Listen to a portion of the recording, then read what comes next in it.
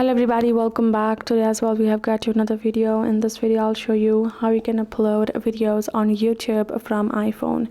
But before that, please do make sure to like our video, subscribe our channel, and yes, without any further delay, and let's start. So it's a very easy process, so make sure to watch the video till the end. And here we go. You simply have to go ahead and access your YouTube right over here, and let me go ahead and go back.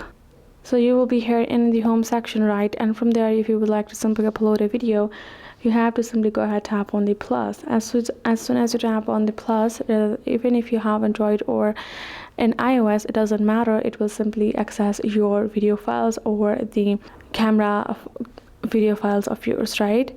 All you have to do is choose the video that you would like to upload. Once you've chosen the file, simply have to tap on this next button at the bottom.